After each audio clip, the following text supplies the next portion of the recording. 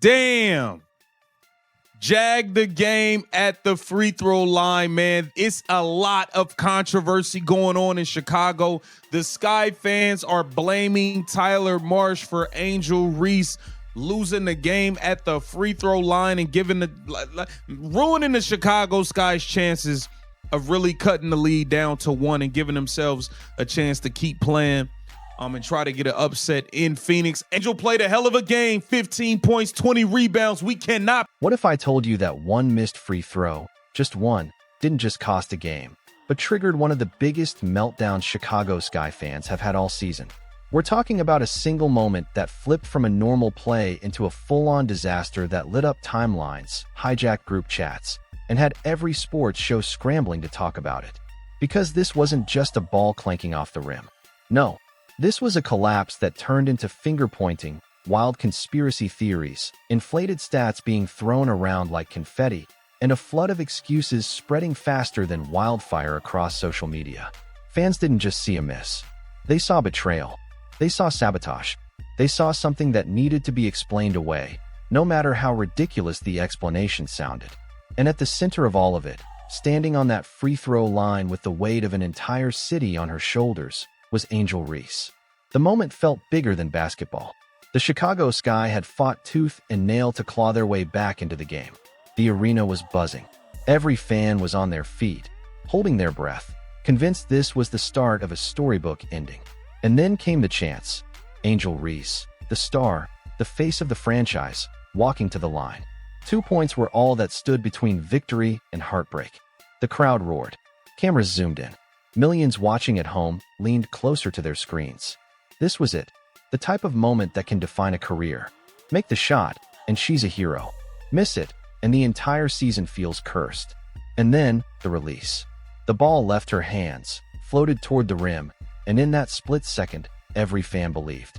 But instead of sinking through the net, it smacked the iron, bounced away, and rolled off like a cruel joke. Silence fell, then groans, then chaos. It wasn't just a miss.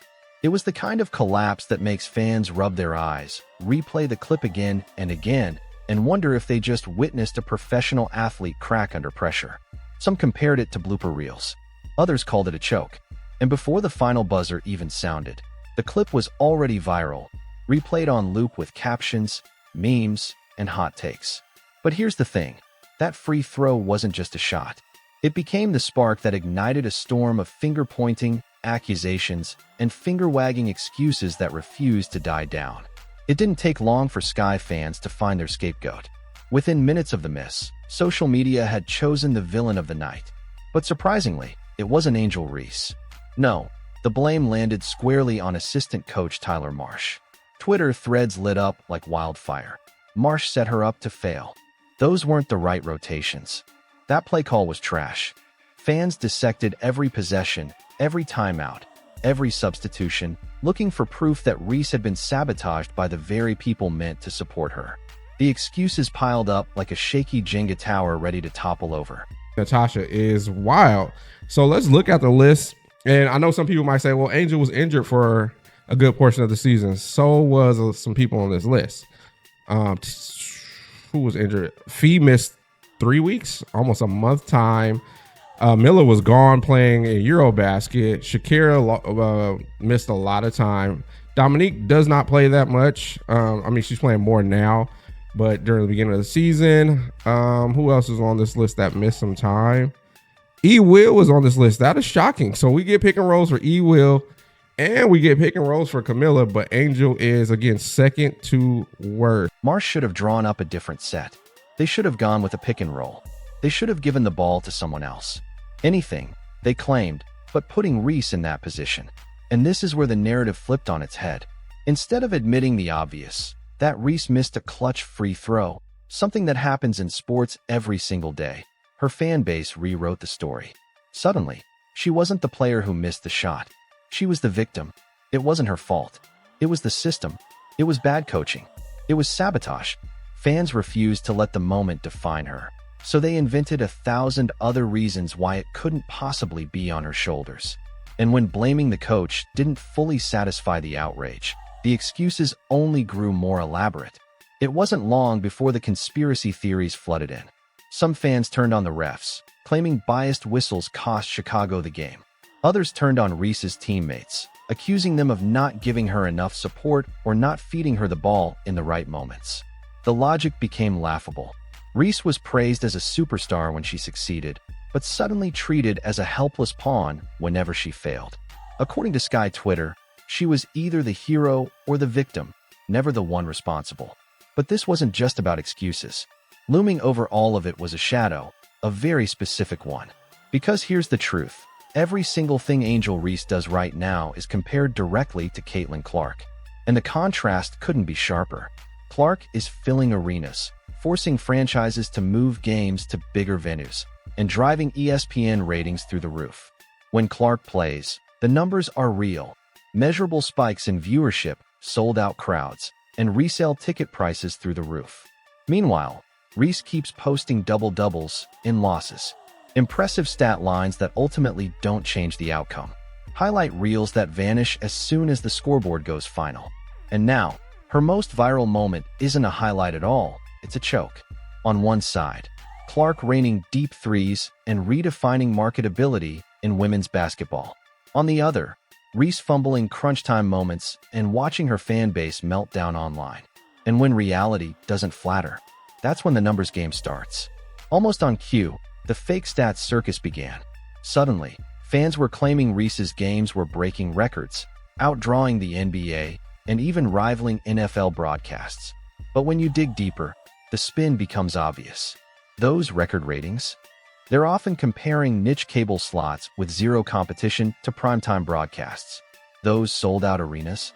Many times, it's just ticket giveaways, not actual fans filling seats. It's smoke and mirrors.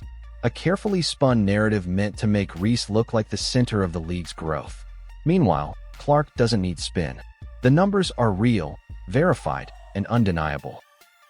Choked the game away at the free throw line, and the fans are blaming Tyler Marsh. We got all the Sky fans crashing out. They crashing out blaming the coach because Angel Reese missed a free throw at the end of a game. Let's take a look at what's going on. We have Chicago Sky fans blaming Tyler Marsh. And when those inflated numbers fall apart under scrutiny, fans shift to their next line of defense.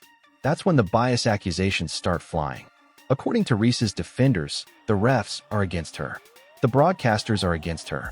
The entire league itself is secretly conspiring to make her look bad while propping up Caitlin Clark. It's the sports version of a full-blown conspiracy theory. Every whistle is evidence. Every call is proof. Every camera angle is part of the cover-up. Fans talk as if the WNBA has some elaborate plot to keep Reese down, ignoring the obvious truth. She missed the free throws. No referee forced the ball to bounce out. No broadcaster whispered in her ear before the shot. The moment was hers, and she didn't deliver. But the fact that her fans have to invent these theories points to an even bigger problem. Here's the reality. Angel Reese isn't a scrub. She's a good player. She's got size, hustle, charisma, and she plays hard. But the glaring hole in her game right now is consistency, and more importantly, performance under pressure. Crunch time separates stars from superstars, and so far, Reese hasn't shown she can rise in those moments. Instead, every misstep is followed by excuses, spin, and scapegoating. Ironically, that endless defense makes her look weaker, not stronger. Instead of just admitting, yeah, she had a bad night, her fan base twists itself into knots inventing reasons why she's not to blame. And that narrative is crushing her more than any missed free throw ever could. Meanwhile, on the other side of the court, Caitlin Clark keeps doing the one thing Reese hasn't, delivering when it matters most. At the end of the day, numbers don't lie. Scoreboards don't lie. Highlight reels don't lie. Caitlin Clark's game speaks for itself, and Angel Reese's struggles speak just as loudly. Until Reese proves she can show up in crunch time, the story will stay the same. A star defined not by her play, but by the endless string of excuses that follow her every move. And here's the harsh truth. Excuses eventually run out. And when they do, the only thing left is the scoreboard. Statistic. This would have been prior to this loss. that there were something like 15 and 31 when she gets a double-double. You over 15 games under 500 when she gets a double-double. Y'all out here celebrating this? I'd be embarrassed as a mother bleeper. I'd be embarrassed as hell. And of course, Angel Reese last night, she was deep in her bag. Woo-wee! I mean, brought a backpack with her. Put it down, started reaching in it, and pulling out the whiffs, let me tell you.